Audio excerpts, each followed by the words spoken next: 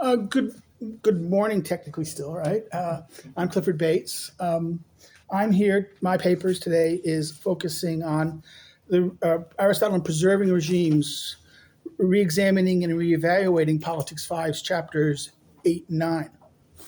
Now, my paper here is it's part. This is part of a fundamental research on regime science, where I look at books 4, 5, and 6 critically and return to the Greek texts and basically challenging many currently interpretations of how these texts have been understood. I've currently right now for the past 2-3 years I've been struggling with book 5. Book 5 is of the Politics is one of the most misunderstood books because it is often said it's about revolutions, right? But the problem with that is that no, the focus, the word in question that Aristotle deals with is metobole, change. And therefore, what is really discussed here, yes, revolution is a form of change, but revolution is only an extreme change. And therefore, most interpretations and more presentation of Aristotle makes it, in fact, this is the criticism of Aristotle. If you talk to a comparative revolutionist or a comparative political scientist, normally when they say, Aristotle's outdated because he's such a legalist. It's all about the Constitution and legal structures of legal change. He's really has been. He doesn't care about dynamic process, really. And, this is the standard interpretation that you hear all the time when you deal with comparative politics, people in comparative politics or even comparative revolutions. Aristotle, what the first shocking reality is that not only is that not true, the first 3 chapters of book 5 deals with a systematic model of political change. Okay, that is on par with any contemporary model of political change, any behavioral and also empirical or game theory model. In fact, game theories are basically 2,000 years behind in this sense. And that's actually even less complex. Okay. So what Aristotle offers in the first thing is a general theory of change. Now, the structure of book 5, the Politics, is frustrating because you'd expect, he's going to talk about the general conception of change, right? And then he goes right into the regime question of change, which is because the regime is only one of the 4 characteristics of causal change that he deals with in the change theory. The material stuff, the efficient, what comes before. In fact, the efficient one is the most fun one in there because that's the 7 and 11 specific causes, right? The 7, 8, 11 triggers of change, right? And end of the whole chapter 3 is going through what's first 7 and then 11 and then 14, right? Specific triggering aspects of change. And then the other one is the final cause, the final cause. The regime is the formal cause. Now, what he then does, he then has, chapter 4 is that weird little chapter with all these little afterthoughts about things. Like, here's some more things, small things. What happens, the growth of a part, or, these 4 little, and also small things. And then also his, something that's so shocking, force and fraud, that all politics is fuss and fraud. It's the last paragraph of chapter 5-4. I have a whole paper on that because it really is so. It's the most ultimate. You see where Machiavelli gets to the idea of force and fraud from. It's right there in 5. And then what happens? He then looks at the regimes. But what does he do? Well, first of all, he understands that there's going to be instead of going through all the regimes, he then does this really problematic thing. He separates kingship and tyranny and treats it totally separately. He says, I'm going to talk about changing regimes. Then I'm going to talk about preserving regimes. That's what he promises everyone he's not doing in book 4, right? The outline of projects of the whole thing. He promises an outline. What happens when he gets to 5? Well, first, the big problem is even 4, he doesn't deliver what he promises. In fact, he cheats. He doesn't give you he doesn't offer you an established regime. He just gives you the book, the division of labor issue of the functions, the offices, and that. And then this is why some people argue you have to put book 6 at the end of book 4, because book 6 is the establishment of regimes. Here I disagree with Peter Simpson, who says it's an afterthought. It's something else. No. It is building, and he only focuses on 2 regimes that can be practically built: democracies and oligarchies. Right? He excludes the so-called mill regime, or the politeia, called politeia. But back to the change problem. Well, the change. Therefore, you'd think, okay, he's going to give us what? He's given us a general theory. Now he's going to look at the regimes, right? What does he do? He gives us democracy, chapter 5, right? And chapter 6, oligarchy. And chapter 8, which is what? Well, it's both aristocracy and the regime called regime, which seems to be the same thing ultimately. Right? And then he ignores kingship. And in fact, he groups kingship separately in chapter 10 and 11, right? Which is preserving both how to preserve kingship and how to change it. Then he says, okay, let's talk about preservation, 8, 9, right? Well, why don't you get first of all, the shock you get when you hit 8 and 9 is how damn short it is. He spends much more time on change than he does on preservation. Now, of course, in the discussion of change, he will constantly make references to how things can be preserved, right? But he doesn't give a systemic, there's no general theory. The argument is, okay, chapter 7 is the general theory, and chapter 8 is the regime focused thing. But if you look closely at chapter 7, it's as much regime focused and regime specific as chapter 8. Okay, so whoa, something's wrong here. Why doesn't he follow the same pattern? Give us in other words. Again, this is something that happens also in book 4. He says we assume a pattern, then he deviates from the pattern, right?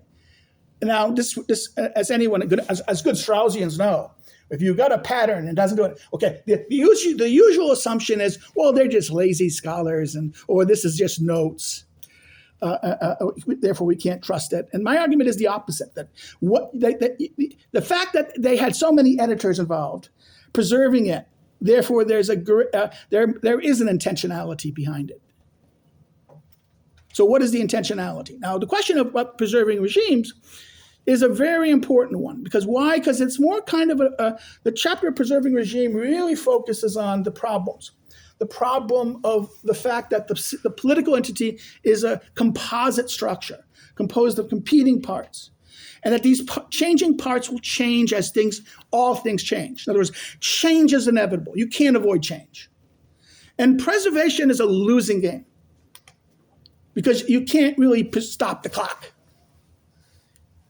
At best, what you can do is avoid bad change. In other words, the goal should be avoiding. You can't really preserve. What you can do is avoid bad changes, which he spends a lot of time on talking about the things about change and what really are the agents of change, why change happens, what are the principal forces that do it. But the principal forces of preservation are different. And he seems to suggest that the reason for preservation is that it is going to be maybe the internal elements that are within the regime before, the memory of what was, the previous regimes.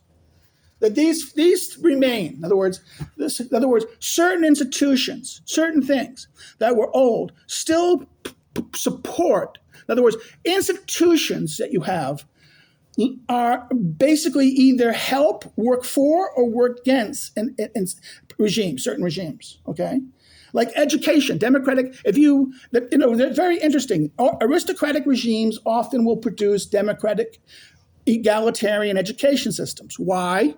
Because it is a way to prevent the brutality of the elites, right? It is to moderate them, right?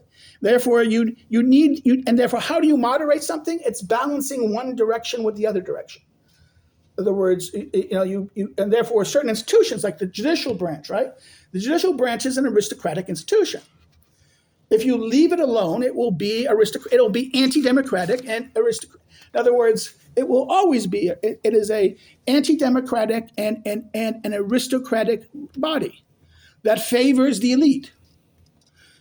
In fact, this is something I don't talk about. This is why Montesquieu purposefully, why he praises judicial power. He doesn't really praise the secret of English Constitution is not division of power, which everyone thinks it is. And, it is what? The jury. Why? Because the jury solves the problem of a permanent class. It is an ad hoc body who disappears, right? This is, again, therefore, structures of institutions, how they do it, resolve certain problems. Now, in book 5, chapter 8, he deals with a certain kind of trajectory of how to preserve the regime. And I would have had a slide, but I don't. How can I say this? My PowerPoint doesn't work that well. Originally I made a graph. I spent a lot of time teaching when I do this, make charts of text, right? And I discovered chapter 9 has 10 specific points. He specifies 10 specific mechanisms of preservation.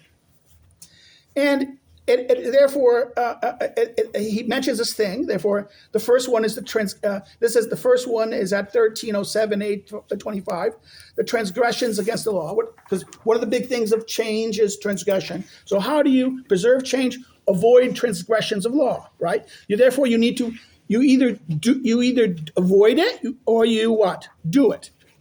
So there's an action involved. You need to, therefore, this thing is a transgression. You need to avoid transgressions if you want to preserve. Devices against the multitude, strategies and tactics against the multitude, right? This is at 1307-839 to 1308-A2. You avoid these. In other words, it is not, this is a general principle of Aristotle. It is never good for a regime to create devices against the multitude. Because if you do this, your regime will become unstable. And you will only perpetuate you either will promote a more extreme oligarchy. Remember the direction of oligarchy.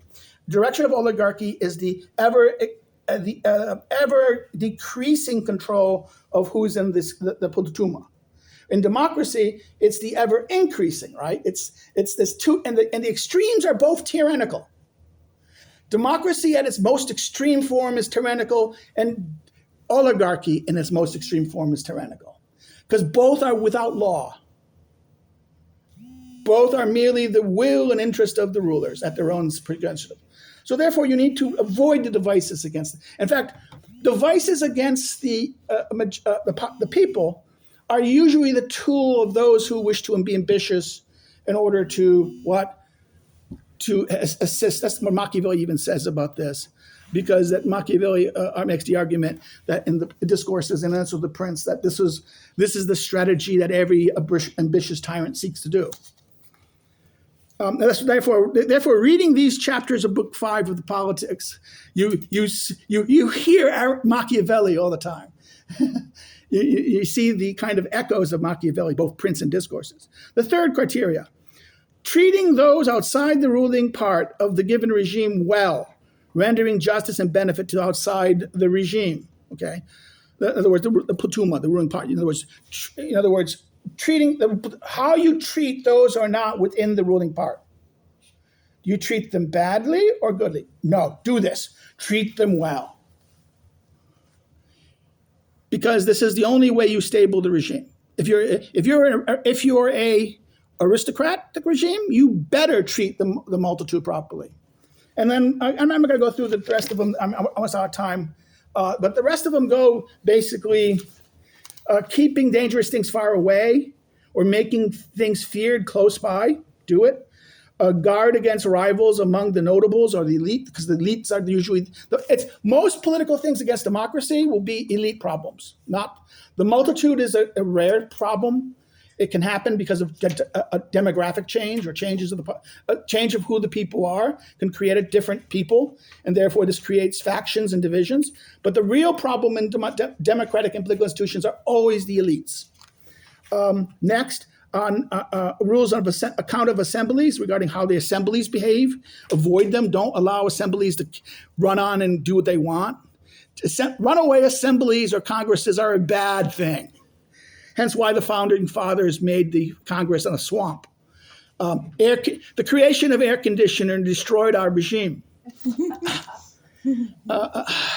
We should probably ban air conditioning in Washington, and maybe our politics would be much better, right? To allow persons to grow contrary to proportions, avoid. In other words, you don't allow different parts of the city or even people to grow too much powerful or two things. Because they grow too powerful, they will become a threat to the political order.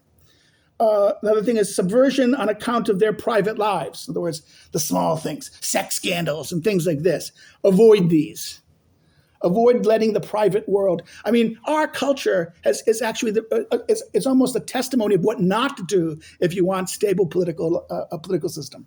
And then the last two is cannot profit from holding office. Well, there goes the Democrats, and some Republicans as well, right? You should not profit from this. So it's both an avoid and a do, right? And opponents of the regime should be spared. They should be treated well in terms of their possessions and their goods. In other words, don't touch their goods or property. Okay, and then the last chapter 10. I'll do this quickly. Not chapter 10. I mean chapter 8, 9. He has 5, and these are again. Those ruling in the offices ought to have the following. 1, love of the regime. If you don't love the regime, you shouldn't be in the office. You don't allow those who, in other words, you should have affection for the regime. This should be encouraged by everyone. Second part of this has a great capacity you have to put people who are capable. You don't put people who are just incompetents or idiots up there as office holders. Even no matter how much they do. No. You just people who must be able to do their work, not because they're able to pop. In other words, certain congressmen, certain officials are great for rabble rousing, but when it comes to doing their jobs, they're disasters, right? No. This is, you want only people with the capacity to act. Second thing, keep watch seeing those who want the regime are larger than those who do not. In other words, be careful of those who want to expand the regime.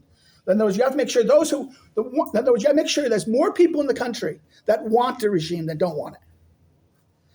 Because if you allow the not wanters to get power, then you're going to have a revolution. You're going to have a change of regime.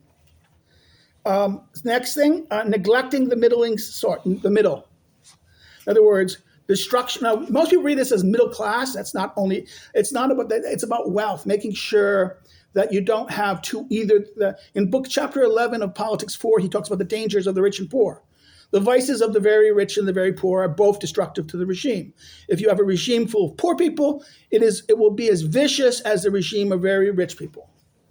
And therefore, you need to avoid, this is why we would say, this is the what do you call it, the Martin Seymour Lipset hypothesis. Oh, that stable middle class, right? Next is being ignorant of what destroys or preserves the regime. This is a big problem. You need to avoid this. This is the hardest thing. And then last but not least, you need to educate relative to the regime. Your education must reflect in other words, you cannot, certain regimes, and this also sounds interesting. You shouldn't, if you're a democracy, you should not be educating towards democracy. You need to be educating to aristocracy. If you're an aristocratic entity, if you educate Democrats to Democrats, what you end up doing is undermining the regime totally. This is the very counterproductive things. I'll stop my account here because we're over, and I welcome people's comments or questions. Thank you.